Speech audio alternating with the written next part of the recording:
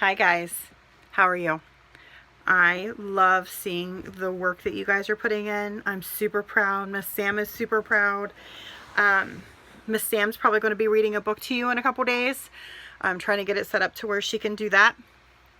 I've been trying to stay busy. How about you? You staying out of trouble? I hope so. I heard that Mia went to Mammy's and Kason and Claire are enjoying my videos, and I think a lot of people are. So, or I hope. So, I'm going to read to you. It's called The Big Itch. And I'm going to ask you who the character is and where the settings are. And see if we can remember if we read left to right or right to left. You ready? Let's do it. All right. Who is that character? Did you say Clifford? You're right. The Big Itch. One day, Clifford had a big itch. He scratched against everything. He scratched it against an apple tree. Clifford, said Samuel and Mrs. Lee. Who's taller, the tree or Clifford? Did you say the tree? You're right. Let's count the apples together. Are you ready? Let's do it. 1, 2, 3, 4, 5, 6, 7, 8, 9, 10, 11, 12, 13, 14, 15, 16, 17. How many do we need to get to 20? Ready? So 17, 18, 19, 20. So we only needed 3 more to get to 20, right? Good job, guys. Which one is bigger? 17 or 20? 20. Good job. He scratched it against a stoplight. Is stoplight a compound word? It is. Let's do it. Ready? Stop, light, stoplight. Good job. Clifford, said the bus driver. Look at that silly Clifford. Was he like a bridge? Did the bus go under it or over? You're right. It went under Clifford. He scratched it against Mr. Carson's truck. Clifford, said Mr. Carson. I bet he shook, didn't he? At home, Clifford scratched and scratched and scratched. If he keeps scratching, said Emily Elizabeth's dad, he will have to go to the vet. The vet? Thought Clifford. That's like going to your doctor, huh? Clifford had never been to the new vet before. Did Emily look confused? Like, why are you scratching? Clifford ran to the beach. Is that where they are? Is this the setting? It is. And told his friends, trust me, said Cleo, you do not want to go to the vet. What should I do? What do you think Clifford should do? Let's problem solve. Ready? Stop scratching, said Cleo. No scratching, no vet. But he couldn't stop scratching, could he? No. Look, he was tearing out his fur. Ouch. At the library, Clifford tried not to scratch, but he was so itchy, he rolled over and over and over. Mrs. Lee looked out the window. Wow, she said, Clifford sure has a big itch. What do you think's causing his itch? Maybe fleas? Does Clifford got fleas? Clifford, cried Emily. Are you scratching again? Clifford pretended to play. So did Cleo and T-Bone. You were just playing, Emily Elizabeth asked. Woof, they barked together. What are the dogs' names again? So this is Clifford. And this is T-Bone. And this is Cleo? Yes. And who is this little girl? Do you remember her name? Emily Elizabeth. You are right. Emily Elizabeth had lunch at Samuel's Fish and Chips. How is Clifford's itch? Said Samuel. I haven't seen him scratch all day, said Emily Elizabeth. They looked out at Clifford, and he looked. Did he look happy or sad? You're right, he looked happy. And he was. Cleo and T-Bone, what were they doing up there? You're right, they were scratching his back. Says, that feels so good, said Clifford. But soon Cleo and T-Bone got tired of scratching, and Clifford's big itch got bigger and bigger and bigger. Clifford ran down to the beach, he jumped into the water, and he rubbed his back on the ferry dock. Look. See the boats? When he jumped in the water, did it create a wave? You're right, it did. Clifford, cried Emily Elizabeth. Clifford looked up. It's time to go to the vet, she said. Dr. Den will take care of you. Does your doctors take care of you? Yes. Clifford whined. It will be okay, Emily Elizabeth. You will see. The whole family drove to the vet. You must be Clifford, Dr. Den stated. She checked his back. I have some cream that will fix that bug bite. Poor Clifford. He's all alone at the vet's office, said Cleo. He's not alone, said T-Bone. Emily Elizabeth is with him, and she would never let anyone hurt Clifford. Dr. Den spread the cream on Clifford's back. Clifford felt all better, and he howled with joy. Everyone cheered for Clifford, and Clifford wagged his tail. He gave Dr. Den a big kiss. Oh my, she said. I think you've made a friend for life, Emily Elizabeth said. Dr. Den took good care of you, didn't she? Said Emily Elizabeth. I will always take good care of you too, because you are Clifford, my big red dog. How do you spell red? Did you sing it? Did you? R-E-D. Good job. Where was Clifford's itch? Was it on his head? No. Was it on his back? Or was it on his tummy? You're right. It's not his tummy, it's his stomach. It was on his back, though. At the beach, what did Clifford scratch against? Did he scratch against a beach chair? No. Did he scratch against a rowboat? No. But the fairy dog, huh? Yep. Good job. Okay, guys.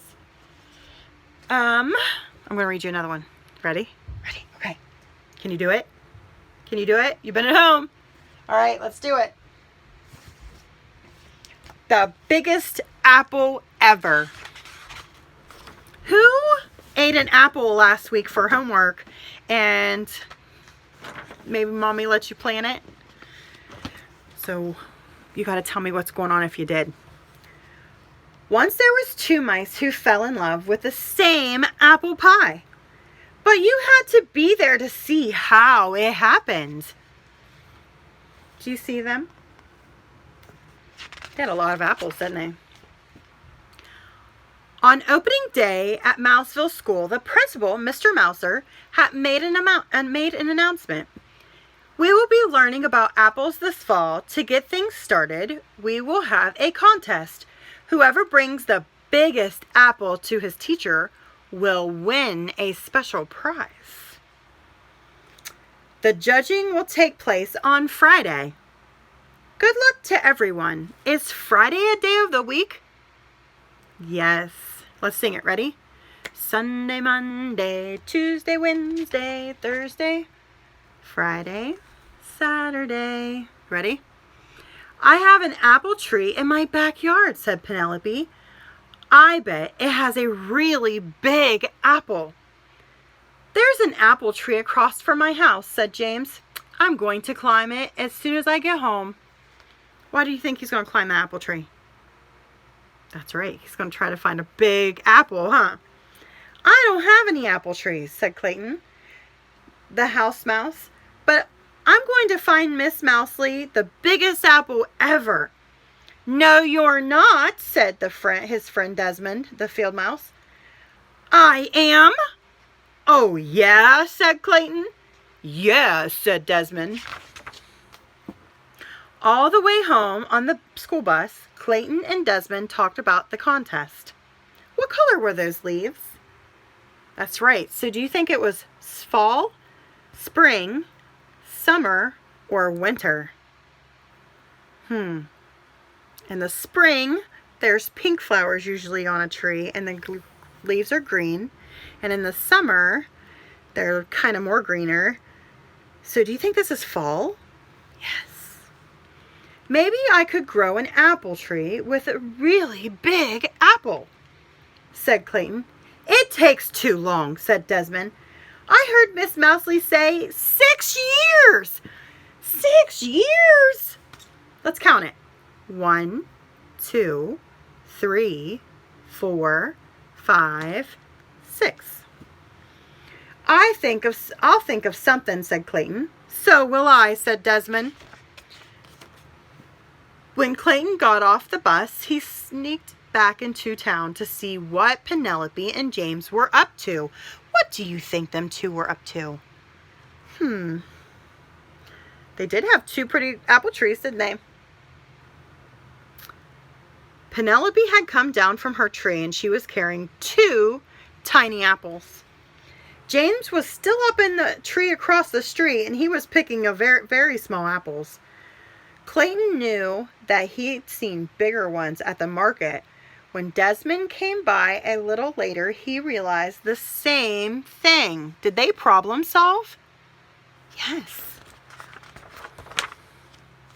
The next day at school, Penelope and James brought in their tiny apples. No one else had brought in anything. Miss Mousley cleared her throat. Class, we will have a lot of work to start this year. But because we are learning about apples, having an apple contest, we will go to Barnaby's orchard this afternoon. Field trip, right? We love field trips. Everyone got very excited. I'm going to find the winning apple, said Clayton. I'm going to find the winning apple, said Desmond. At the orchard, Miss Mousley pointed out the different kinds of apples. Then everyone disappeared into the trees looking for a winner. We talked about them in class. We talked about the red apples, the yellow apples, the Golden Delicious. We talked about the Granny Smith. And then somebody had said a red and white one, which was the Gala. So Clayton walked down one row, craning his neck. Desmond walked down another row, craning his neck. Do you know what craning means? It means like they're trying to kink it to look to see if there's a bigger apple up there. Then Clayton saw what he thought was a really big apple. And it was a little too high to reach, but he stretched for it. Can you act like you're stretching for it? Let's do it together. Ooh! At that moment, Desmond saw the very same apple on the very same branch. He stretched for it too. They bumped heads and fell down. I think we should bring this apple in together, said Clayton. No one said we couldn't, said Desmond. Were they being kind? They fill each other's buckets? Yes, they did. High five to them, right? But when they got back to the bus, James had an apple that was even bigger. The apple was so big, he could barely carry it. Clayton and Desmond looked at each other. What would they do now? Or do you think they're going to fight? No, I think they're going to be kind. That night at dinner, Clayton explained the problem to his dad. His dad said, apples don't come in too many sizes. Do you think you'll find a bigger one? I don't know, said Clayton. Then maybe James will win the prize this time. It's okay if he does. Over at Desmond's house, Uncle Vernon said the exact same thing. But Clayton and Desmond were very determined. The next afternoon, they met at Barnaby's orchard, and they picked 2 huge baskets of apples. But nothing they found were bigger than the apple James had picked. "You know," Clayton said, "I think Dad was right. This time James gets to win. But we've got all these apples. What do you think they're going to do with those apples?" "You're right. They're going to make a big apple pie." Desmond laughed. "Great! Let's bake the biggest apple pie ever. And we'll make it for our class." Now he's being sharing, yes, and he's being kind. And they're problem solving. Do you think they're both going to win this one? Maybe. Clayton nodded, "And I think I know where we'll find a pie pan that's big enough." The following afternoon, Desmond arrived at Clayton's house with Uncle Vernon. "Everything's picked up and ready." Clayton said, "It's all in Dad's truck." "But where are we going?" Desmond asked. "You'll find out in a minute," said Clayton. "Where do you think they were going to go with all those apples?" Is apples living or non-living? You're right. Apples are living. How about a truck? Is a truck living or non-living? Non-living. Good job. Dad drove with Clayton and Desmond beside him in the truck. Uncle Vernon stayed in the back where all the apples and all the ingredients of the giant pie. They came around the corner to Desmond's gasp. "Tony's Pizza? Of course," said Clayton. "What could be better than a giant pizza pan?" Mr. Tony greeted them at the door. "Welcome, welcome. We're ready to begin." So they got to work, making the dough for the crust, kneading it and rolling out half into a big circle and spreading it over the deep pan. Then everyone peeled and sliced the apples, mixed together the sugar and the spices, and spread the rest of the dough on the top. "Wow," said Clayton and Desmond when they were finished. "Wow, wow, wow." "An hour," said Mr. Tony. "Give me an hour." The giant pan just fit in the huge oven. The next day was Friday. Who would have the largest apple? James, of course. And Mr. Mouser handed him the prize, a cheddar cheese apple. Cheddar cheese apple? Would that taste good? Different. Mrs. Mousley looked surprised. "Clayton, Desmond, nothing from you?" The 2 of them grinned. In the same moment, the classroom door flew open and came Clayton's dad and Uncle Vernon and Mr. Tony struggling to carry the biggest pie ever. What rhymes with pie? Pie, tie, sty, high. Good job.